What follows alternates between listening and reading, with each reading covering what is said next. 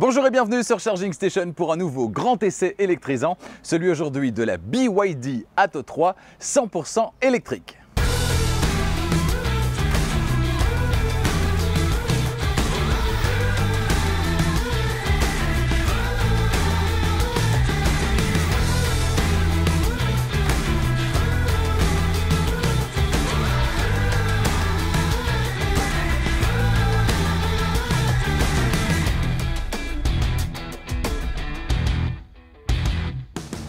Cet essai vous est proposé par Arval, solution de leasing pour professionnels et particuliers, et Autoscout 24, la plus grande plateforme en ligne de voitures neuves et d'occasion en Europe. Née en 1995, la société chinoise BYD pour Build Your Dreams est bien plus qu'un constructeur automobile puisque cette société est également active dans le secteur du transport ferroviaire, celui des énergies renouvelables ou encore celui de l'électronique grand public. Actuellement, 3 modèles sont distribués chez nous en Europe, la Han, une grande berline haute performance, le Tang, un SUV 7 places et puis celle qui nous intéresse aujourd'hui, c'est-à-dire la Atto 3, un petit SUV qui appartient au segment C, un segment très convoité. Dès cet été ou à la rentrée, BYD débarquera avec 2 modèles supplémentaires, une berline compacte, la Seal, et puis une citadine, la Dolphin. Quand BYD décide de débarquer sur le vieux continent, il ne fait pas les choses à moitié. Que valent les productions de BYD? Sont-elles adaptées au marché européen? Eh bien, pour le savoir, j'ai roulé une semaine complète avec ce BYD Atto 3. Toutes les réponses aux questions que vous vous posez se trouvent donc dans cet essai. Vous ne l'avez pas encore fait, faites-le maintenant. Abonnez-vous à Charging Station et activez la clochette des notifications pour être prévenu dès qu'une nouvelle vidéo électrisante est disponible. La semaine prochaine, on ne sera plus en Chine, mais bien en Angleterre, chez Land Rover, à la rencontre du Range Rover de dernière génération, version hybride rechargeable. C'est la version P510e. Ensuite, la voiture de l'année, ni plus ni moins, c'est ce que je vous proposerai. Une rencontre avec le Jeep Avenger sur Charging Station, ce sera dans le courant du mois de juin. Et puis d'autres essais tout aussi électrisants en Allemagne dans les prochaines semaines. On ira chez Volkswagen à la rencontre de la Volkswagen ID3 2.0. Elle vient, vous le savez, de bénéficier d'un rafraîchissement de mi-carrière qui est le bienvenu, certainement en matière de qualité des matériaux à l'intérieur de l'habitacle. On verra ce que ça donne sur cette version 2.0. Et puis on ira chez Mercedes également à la rencontre de la version SUV de la Mercedes EQE. C'est donc le EQE SUV. Pour toutes ces bonnes raisons, abonnez-vous à Charging Station, activez la clochette des notifications. C'est parti, place à l'essai. Si à l'intérieur l'originalité est de mise, on verra ça dans la suite, extérieurement l'Atto 3 se présente comme un SUV compact à la ligne dynamique, plutôt agréable au regard, mais sans être d'une originalité folle. Voilà une ligne qui devrait plaire au plus grand nombre. La marque parle de visage de dragon pour décrire l'avant de l'Atto 3, le dragon qui symbolise, je cite, la puissance bienveillante, fin de citation. Bon alors je dois vous avouer que j'ai un peu de mal à voir un dragon sur l'avant de cette voiture, mais ça doit sans doute être parce que j'ai pas croisé de dragon récemment. Les dimensions du BYD Atto 3, sa longueur c'est 4,46 m, sa largeur 1,58 m, sa hauteur 1,62 m et son empattement distance entre les roues arrière et les roues avant 2,72 m. On verra ce que ça signifie à l'intérieur en termes d'espace disponible et notamment à l'arrière. Et vous le trouvez comment ce BYD Atto 3 extérieurement? Est-ce qu'il vous plaît? Eh bien dites-le moi dans les commentaires. Cette voiture, elle repose sur la nouvelle e-Platform 3.0 de BYD, une plateforme qui accueille les véhicules 100% électriques du constructeur chinois. On y retrouve le premier système de propulsion électrique 8 en 1 qui, selon le constructeur, optimise l'efficacité énergétique, la sécurité, l'utilisation de l'espace et le poids en regroupant l'unité de contrôle du véhicule, l'unité de gestion de la batterie, l'unité de commande du moteur, qui est de type synchrone à aimant permanent, l'unité de distribution d'énergie, le contrôleur courant continu, le chargeur embarqué, le moteur d'entraînement et la transmission. Tout ça se trouve donc sous le capot. Il y a de la place sous le capot, vous le voyez, et pourtant il n'y a pas de frunk, pas de coffre avant sous le capot du BYD Atto 3. Alors la puissance développée c'est 150 kW, c'est-à-dire 204 chevaux pour un couple généreux de 310 Nm et un 0 à 100 qui est abattu en 7,3 secondes. BYD et les batteries, c'est une longue histoire vieille de 28 ans. Autant vous dire que l'expérience en la matière, ce n'est pas ce qui manque chez BYD et ça leur a permis de développer une toute nouvelle génération de batteries, les Blade Battery ou encore batterie lame en français. Le principe des éléments rectangulaires et plats disposés sur la tranche et qui ont passé les tests les plus extrêmes, notamment de perforation, en ne présentant aucun signe d'incendie et en ne dépassant pas les 30 à 60 degrés de température de surface, voilà qui est plutôt rassurant.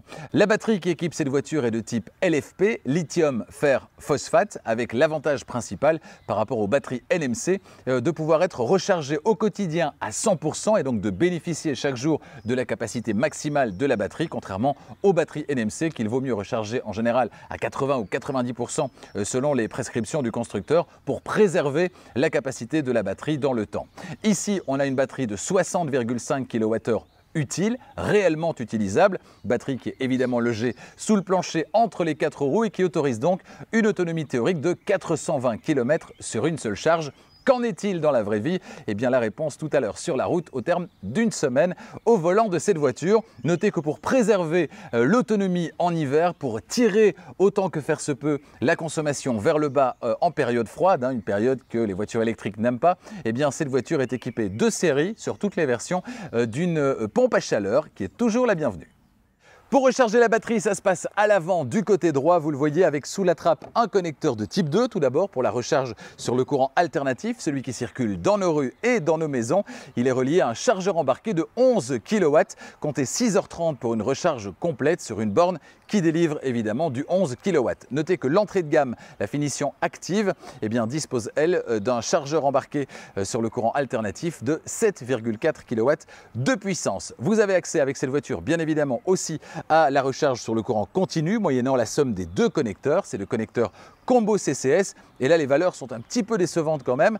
88 kW de puissance au maximum, c'est ce que vous allez pouvoir atteindre avec cette voiture, quelle que soit la version d'ailleurs.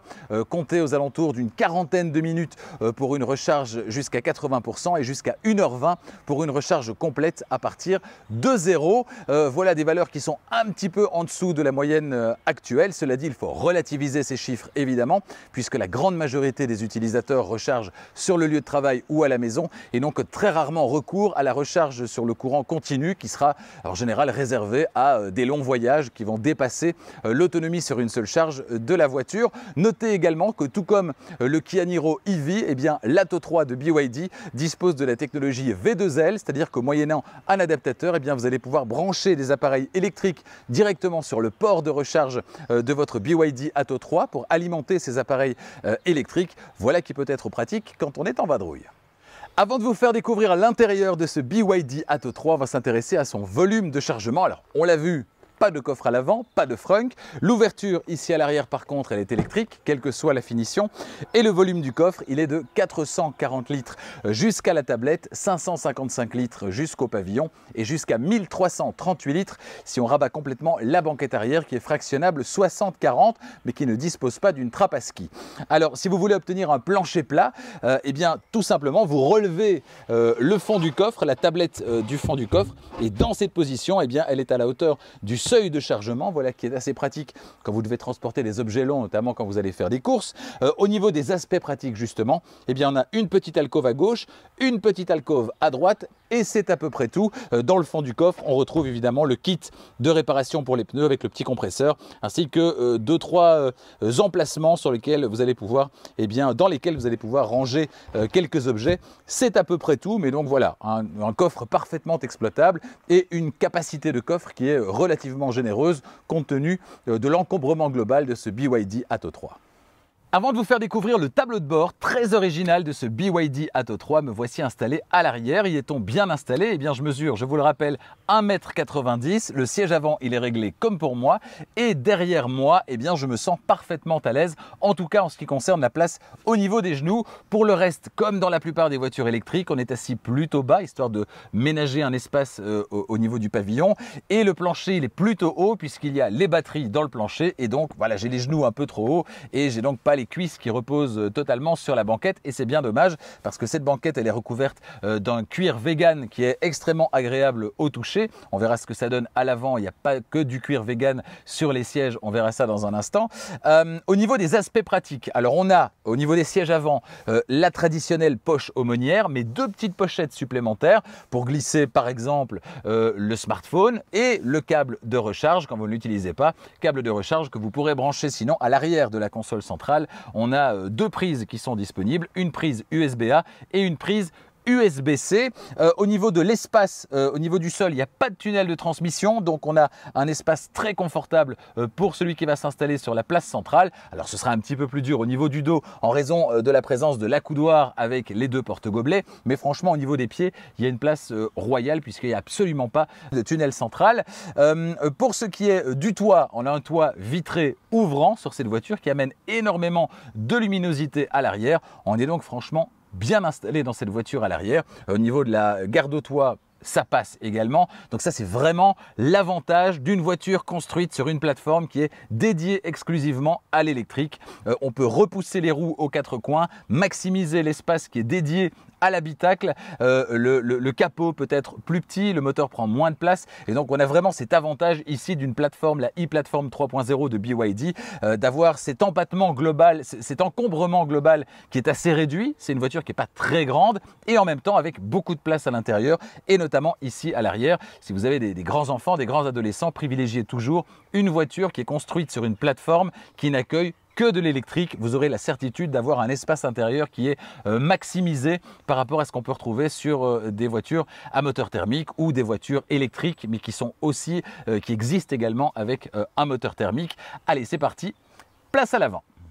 Bienvenue à bord du BYD Atto 3. Alors si l'Atto 3 est d'apparence plutôt sage à l'extérieur, à l'intérieur par contre, eh bien, les choses sont un peu différentes. Vous le voyez, avec un style affirmé dont les cordes qui font penser à des cordes de guitare sur les portières ne sont qu'une illustration.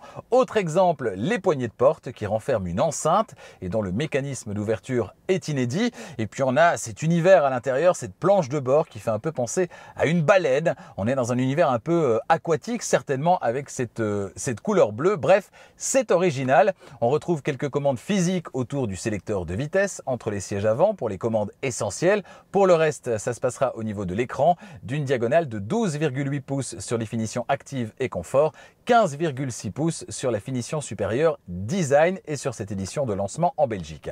Si on va au-delà du look et qu'on s'intéresse aux finitions, là le résultat il est vraiment très bon. Cette BYD pourrait donner des leçons à pas mal de voitures européennes, allemandes comprises. Les matériaux sont de bonne qualité, les ajustements sont parfaits, rien à dire sur ce point. Globalement, on se sent donc dans un intérieur très original, mais très qualitatif aussi. Alors, si je dois dire quelque chose, si je dois faire une remarque, ce serait concernant les aérateurs ici, qui font penser à des ranges CD des années 90, des aérateurs qui font un peu jouet, qui sont très plastiques, assez peu qualitatifs dans cet intérieur qui, lui, est très bien construit.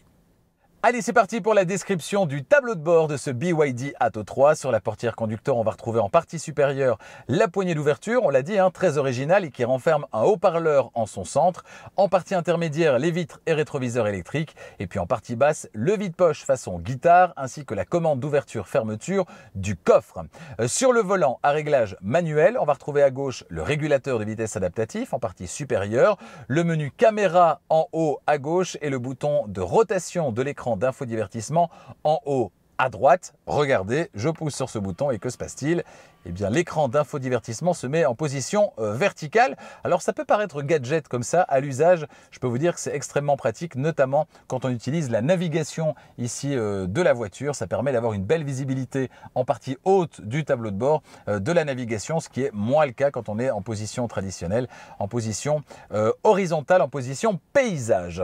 Ensuite, on a à droite les commandes multimédia, la commande vocale, le téléphone et puis la personnalisation des infos dans l'écran instrument. Via ce petit bouton ici, on va pouvoir naviguer ici dans les menus et personnaliser ce qu'on va afficher ici dans l'écran instrument. On y reviendra dans un instant. Derrière le volant, les commodos avec à gauche les clignotants, appel de phare, la commande de basculement automatique entre feu de route et feu de croisement et puis les anti-brouillards. À droite, les essuie-glaces à l'avant et à l'arrière. Mais attention, il n'y a pas de position automatique au niveau des essuie-glaces. Ça veut dire qu'il n'y a pas de capteur de pluie dans cette voiture. Voilà un manquement qui est assez étonnant aujourd'hui en 2023. L'écran instrument ensuite derrière le volant d'une diagonale de 5 pouces. Alors il est assez complet avec l'inconvénient, comme il n'est pas très grand, d'être un peu chargé avec des icônes qui sont assez petites. Au niveau de la personnalisation de l'espace ici qui se trouve en dessous de la vitesse instantanée, eh bien je vous le disais, c'est via ce bouton que vous allez pouvoir activer le menu et ensuite vous dérouler. On a notamment la pression des pneus par exemple, la vitesse moyenne, le temps de conduite, etc. et notamment la consommation moyenne moyenne sur les derniers 50 km. Voilà des informations qu'on peut retrouver sur cet écran, mais vous le voyez, c'est quand même assez fouillis, assez dense en informations sur ce petit écran de 5 pouces. Pas d'affichage tête haute sur cette voiture, ce que regretteront les inconditionnels de cet équipement. Personnellement, je peux m'en passer. Il trône au sommet de la console centrale, on l'a vu, c'est l'écran d'infodivertissement d'une diagonale de 15,6 pouces sur cette finition. Un écran qui peut donc être orienté soit de manière verticale, soit de manière horizontale, on l'a vu. C'est inédit et c'est donc très pratique à l'usage. Sous cet écran, les aérateurs, au look très original, façon porte CD, un espace de rangement pour smartphone ensuite avec recharge par induction. Ensuite, autour du levier de vitesse qui est très agréable à l'usage, des boutons, des raccourcis physiques. À gauche, les feux de détresse, les capteurs de parking, l'avertisseur d'angle mort, la fonction auto hold et le niveau de récupération d'énergie. On en reparlera sur la route d'ailleurs tout à l'heure. À droite, le bouton de volume, le mode auto de la climatisation, le bouton on-off de la climatisation, le désembuage à l'avant ainsi que les modes de conduite dont on reparlera dans un instant. Derrière le levier de vitesse, on retrouve également le bouton de démarrage, le frein de parking électrique et le contrôle de la stabilité. Les deux porte-gobelets ensuite, et puis plus en arrière, un accoudoir central assez large, très confortable, qui renferme un espace de rangement de capacité moyenne, on va dire. Du rangement, il y en a par contre encore sous la console centrale, avec en plus une prise USB-C, une prise USB-A, une prise 12 volts de type allume-cigare et un lecteur de carte SD. Au plafond, les lampes de lecture, le bouton SOS, le vélum et l'ouverture du toit. La boîte à gants, enfin, elle est de capacité relativement moyenne. Alors, deux choses encore à vous signaler par rapport au mode de conduite. On a du classique, le mode éco, le mode normal et le mode sport. Éco pour privilégier l'autonomie au détriment des performances. Normal, le bon compromis autonomie-performance. Et sport pour privilégier les performances au détriment de la consommation.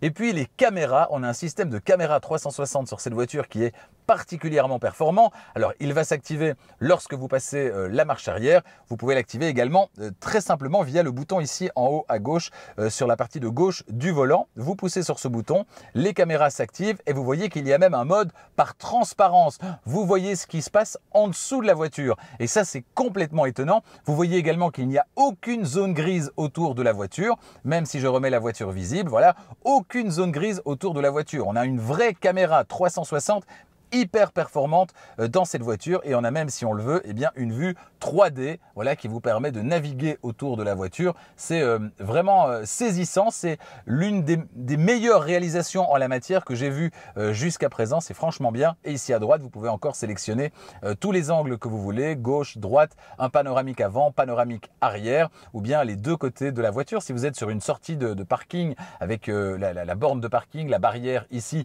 et des bordures à gauche et à droite, eh bien vous pouvez ici parfaitement vous situer par rapport à ces bordures. C'est extrêmement pratique, c'est très bien fait ce système. En plus, vous le voyez, il est très réactif. On parlera dans un instant du système d'infodivertissement, mais cette caméra 360, c'est une vraie réussite dans cette voiture, surtout sur ce grand écran ici de plus de 15 pouces. Voilà pour la description de l'intérieur de ce BYD Atto 3. On va s'intéresser donc maintenant au système d'infodivertissement. Avant de prendre la route, petit coup d'œil du côté du système d'infodivertissement, un système d'infodivertissement maison développé par BYD et qui est donc assez réactif dans cette voiture. C'est une qualité qu'on peut lui trouver. Pour le reste, il y a encore quand même quelques petites bizarreries. Alors c'est moins étrange que sur certaines autres productions chinoises, notamment en termes de traduction vers le français, mais ça reste voilà, assez aléatoire sous certains aspects, notamment pour ce qui est de la radio. Alors vous le voyez ici, j'ai le widget DAB, on peut bien sûr appuyez ici, remplacer, vous organisez votre tableau de bord comme vous le souhaitez, c'est assez classique. Mais ici, si je vais à droite, on constate que j'ai DAB+, et j'ai radio. Les deux ne sont pas dans le même menu. Si je vais dans radio, j'ai FM, AM. Pourquoi ne pas avoir mis DAB ici? Ça aurait été quand même plus simple. Non, je dois aller sur DAB ici pour avoir la radio en qualité numérique en DAB+. Autre bizarrerie, image du véhicule. Alors en anglais c'est Vehicle Image, donc c'est pas bizarrement traduit en français. En anglais c'est pas mieux. Et c'est quoi en fait? C'est le menu de caméra, caméra 360. Pourquoi l'avoir appelé Vehicle Image ou image du véhicule? Outil pratique. Bon, la traduction est un peu aléatoire. Voilà, donc toutes des petites choses qui doivent encore être un petit peu ajustées, mais globalement la base elle est là. On a un système qui est, vous le voyez, extrêmement réactif. Ça fonctionne très bien. Si j'appelle la navigation, vous voyez, ça charge assez rapidement. Voilà, on se retrouve assez rapidement sur la route ici. On peut ici avoir la liste des chargeurs qui sont disponibles dans la zone. Voilà, on peut directement s'y rendre, on voit combien sont disponibles, etc. Donc c'est assez efficace et vous le voyez, ça réagit extrêmement bien. Vous voyez, si je recule, j'avance, je zoome, je dézoome, ça fonctionne vraiment bien. Je recentre ici. On va revenir en arrière. Alors ici, on a la commande vocale, ici on a la radio en cours de lecture, ici au-dessus quelques petites informations, notamment la qualité de l'air, l'heure, également l'altitude, on est à 176 mètres d'altitude, la connectivité ici, on a ici tout ce qui est notification, il n'y en a aucune pour l'instant. Alors ici, si on va à gauche, on a le menu global de gestion de la voiture, menu auquel on peut accéder également en faisant ceci, réglage du système. Voilà, vous voyez, c'est extrêmement réactif, ça fonctionne bien. On a également le menu ici de climatisation qu'on va pouvoir ouvrir avec chauffage du siège, purification de l'air, les paramètres de climatisation. Voilà, tout ça est très visuel, tout ça est très bien fait. Donc, je mettrais un bon 7 sur 10 pour ce système. 8 sur 10, ce serait avec la correction des petites erreurs en termes de manipulation, voilà, d'ergonomie. On pourrait avoir un 8 sur 10 avec une meilleure traduction et notamment le DAB+, qui se trouverait dans radio. Pour le reste, on a Spotify qui est disponible dans cette voiture, directement intégré au tableau de bord. On a Apple CarPlay et Android Auto qui sont disponibles également dans cette voiture, moyennant connexion filaire. Donc voilà, un système qui réagit bien, qui fonctionne bien. La base est là, il est bien né ce système, mais il y a encore quelques petits fignolages à apporter pour obtenir un système qui puisse rivaliser avec ce qu'on a en Europe. Mais on est quand même bien loin également de la plupart des systèmes chinois qui, la plupart du temps, sont eux très éloignés de ce qu'on retrouve chez nous en Europe. Pied sur le frein, vous poussez sur le bouton de démarrage et vous placez le sélecteur de vitesse sur D ou sur R. Et c'est parti, la BYD Atto 3 s'élance dans le silence, mais avec une certaine vigueur propre à l'électrique. La sensation globale au démarrage est très bonne, toutes les commandes réagissent avec beaucoup de douceur. On se sent vraiment en sécurité dans cette voiture et ce n'est pas qu'une sensation puisqu'elle a obtenu 5 étoiles au crash test Euro NCAP. Franchement, dans cette voiture, on a presque l'impression de conduire une voiture du segment supérieur, ce qui est loin d'être désagréable. Un très bon point, il est attribué au siège dans cette voiture. Tout comme le tableau de bord, le volant et les panneaux de porte, ils sont en cuir synthétique à l'aspect plutôt flatteur. Les réglages électriques permettent de trouver facilement sa position de conduite idéale. Ils sont très enveloppants, ce qui est vraiment très agréable, notamment en conduite un petit peu plus dynamique. Alors, un bémol tout de même, il n'est pas possible de régler la hauteur de l'avant de l'assise. Ça aurait été un petit plus pour encore plus de confort, pour encore pouvoir ajuster un petit peu plus précisément le siège à sa morphologie. Voilà, c'est pas possible dans cette voiture. Cela dit, ça m'a pas empêché, moi, de trouver ma position de conduite idéale. En matière d'aide à la conduite, les productions chinoises nous ont montré qu'elles sont souvent très bien équipées, mais avec des systèmes qui ne fonctionnent pas toujours de manière optimale et qu'on a donc souvent envie de désactiver, ce qui ne va pas dans le sens de la sécurité. Ici, bonne nouvelle, les systèmes fonctionnent globalement très bien et réagissent à bon escient. Le régulateur de vitesse adaptatif est très progressif et le maintien dans la voie envoie, quand c'est nécessaire, des vibrations discrètes dans le volant. C'est pas du tout gênant, mais en même temps, on est prévenu. Donc ça fait le job, mais c'est pas envahissant, c'est pas dérangeant. Des systèmes qu'on a donc envie d'utiliser et pas de désactiver au quotidien. C'est donc très bien. Avec 1750 kg sur la balance, l'Atto 3 fait partie des poids relativement légers parmi les poids lourds que sont les voitures électriques. On le comprend dès les premiers tours de roue, cette voiture est plutôt typée confort, mais elle ne refuse pas d'être menée de manière un petit peu plus dynamique. Chose amusante d'ailleurs, elle dispose d'un launch control qui vous permet de mesurer votre 0 à 100 dans un petit SUV familial. C'est assez peu courant. Le maintien des sièges aide bien également en conduite plus dynamique, mais évidemment c'est une traction. Il faudra faire avec les limites du système. L'antipatinage lors de fortes sollicitations et certainement sur revêtement mouillé sera vite mis à rude épreuve à la limite du burn-out. Si les bruits de roulement sont bien filtrés dans cette voiture, on ne peut pas tout à fait en dire autant des bruits aérodynamiques qui sont quand même assez présents à haute vitesse, à partir de 90 km/h environ. Mais attention, on reste dans une voiture électrique et donc globalement dans une voiture silencieuse. On n'a pas non plus l'impression d'avoir la tête dans une turbine, bien loin de là. Des remous d'air sont juste un petit peu plus audibles à haute vitesse au niveau des rétroviseurs extérieurs, mais pas de quoi vous empêcher, cela dit, de profiter du système audio à 8 haut-parleurs qui équipe cette voiture, qui fait globalement un travail correct, ce système audio, sans plus. 10,7 mètres, c'est le diamètre de braquage proposé par l'Atto 3, c'est une valeur intéressante, la sensation au niveau de la direction est très agréable, il y a de la douceur et en même temps on n'est pas complètement déconnecté de la route, le compromis est assez réussi et puis on l'a vu, hein, il y a toujours le système de caméra 360 qui est vraiment très performant, très précis et qui permet d'aider là aussi dans les manœuvres et notamment en milieu urbain. Deux modes de récupération d'énergie sont disponibles dans cette voiture, standard et élevé, et pas de surprise, pas de bonne surprise en la matière, même avec la récupération la plus forte activée, le ralentissement au lever de pied de l'accélérateur reste vraiment modéré pour ne pas dire faible. On est loin de pouvoir se passer de la pédale de frein au quotidien et donc très loin de la conduite à une pédale, ce qui est vraiment dommage. La conduite à une pédale, elle est vraiment très pratique au quotidien. Une fois qu'on s'y est habitué, ça apporte un vrai plus en matière de confort de conduite. Concernant le freinage à proprement parler, eh bien l'Atto 3 freine fort, mais comme sur la plupart des voitures qui récupèrent l'énergie, eh bien il faudra faire avec une pédale de frein assez spongieuse à laquelle il faudra évidemment s'habituer. Les phares sur cette voiture, ils sont à technologie LED, mais pas matricielle, pas de possibilité donc de rouler en permanence avec les feux de route et la voiture qui se charge d'éteindre une partie du faisceau pour ne pas éblouir ceux que vous suivez ou ceux que vous croisez. Ici, ce sera la position route ou la position croisement, mais la voiture pourra tout de même toute seule passer de l'une à l'autre et la qualité de l'éclairage proposé dans cette voiture, que ce soit en position route ou en position croisement, est tout à fait satisfaisante. Avant de se retrouver à l'extérieur pour parler du prix, parlons de l'autonomie de cette voiture sur une seule charge. Alors en théorie, c'est jusqu'à 420 km, norme WLTP. Cette semaine, j'ai opté la plupart du temps pour une conduite tranquille, tout en conduisant de manière un petit peu plus dynamique de temps à autre. Cette semaine, il a fait entre 8 et 15 degrés au thermomètre et sur l'ensemble du test, j'ai parcouru un petit peu moins de 400 km. Consommation moyenne à laquelle je suis arrivé, 19 kWh au 100 km, ce qui est une valeur tout à fait correcte. Dans ces conditions, en fonction du style de conduite et des conditions de circulation, je pourrais parcourir aux alentours de 300 km réels sur une seule charge. En évitant les voies rapides, vous pourrez tendre vers les 350 km réels, voire un petit peu plus, des valeurs largement suffisantes pour une grande majorité d'automobilistes au quotidien. Me voici de retour à l'extérieur pour parler du prix de ce BYD Atto 3 qui est disponible en une seule finition pour l'instant en Belgique. C'est l'édition de lancement proposée à 46 740 €. Tout compris. En France, 3 finitions sont au programme, Active, Confort et Design. Elles coûtent respectivement 43 690 €, 44 190 € et 46 690 €. Il vous reste à choisir la couleur, le blanc, le gris, le bleu, le rouge ou le vert, c'est tout. Aucune option de personnalisation n'est proposée, c'est du tout inclus. Au moment de boucler cet essai, aucune information n'est disponible concernant un lancement de la BYD Atto 3 en Suisse. Surfez donc sur le site internet de BYD qui correspond à votre pays, configurez votre BYD Atto 3 idéal et déterminez votre prix.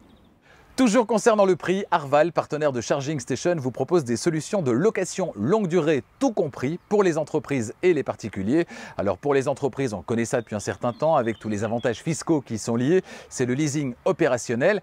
Pour les particuliers, c'est plus récent, c'est le private lease, avec là aussi pas mal d'avantages. Les deux avantages principaux, c'est d'une part que c'est une formule tout compris, vous n'avez pas à vous soucier d'un mois à l'autre de devoir débourser une somme supplémentaire pour payer l'assurance, passer la voiture à l'entretien, changer les pneus, etc.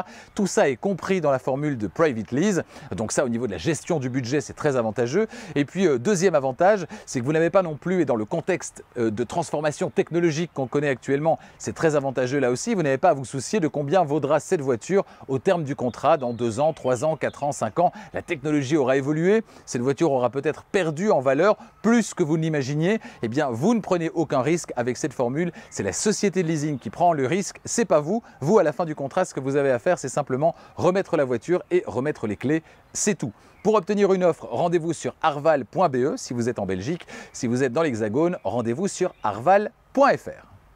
Votre prochaine voiture, vous la voulez tout de suite ou peut-être en avez-vous besoin tout de suite? Eh bien dans ce cas-là, rendez-vous sur le site de notre partenaire, c'est Autoscout24. C'est la plus grande plateforme de vente de voitures en ligne en Europe. Sur Autoscout24, plus de 100 000 voitures vous attendent actuellement et l'avantage, c'est qu'elles sont disponibles immédiatement, ce qui n'est pas forcément le cas avec les véhicules neufs en ce moment, même si ça tente à s'améliorer quand même au fil des semaines et des mois.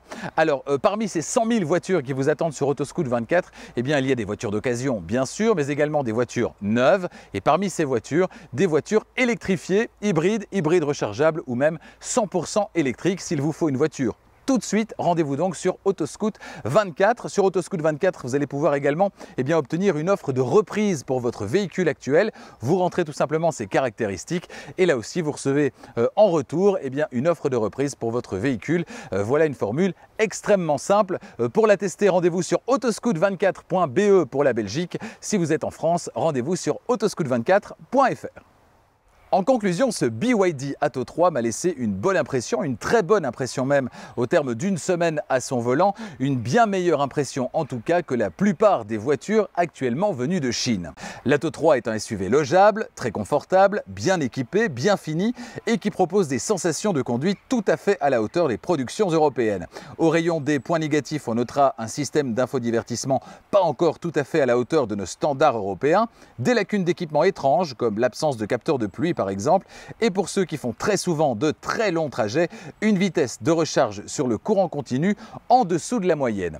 Pour le reste, et si vous accrochez avec son intérieur pour le moins clivant, ce BYD Atto 3 est une très belle option. A bientôt sur Charging Station pour d'autres essais électrisants. Le prochain, ce sera dimanche à 18 h. On va changer de gabarit, on va changer de gamme de prix également avec chez Land Rover le Range Rover de dernière génération en version hybride rechargeable. C'est la version P510e. D'autres essais tout aussi électrisants durant les semaines suivantes. Je vous en parlais tout à l'heure. Si vous voulez ne rien manquer, abonnez-vous à Charging Station et activez la clochette des notifications pour être prévenu dès qu'une nouvelle vidéo électrisante est disponible. Si vous voulez en faire un petit peu plus pour soutenir Charging Station, vous pouvez partager cette vidéo, mettre un petit pouce. Vous pouvez également, contre moins d'1 € par mois, activer la souscription via le bouton rejoindre. Et à ce moment-là, vous pourrez visionner les essais Charging Station dès qu'ils sont uploadés sur YouTube sans attendre le dimanche à 18 h et la diffusion en YouTube Première. Dans tous les cas, merci de votre fidélité et à bientôt.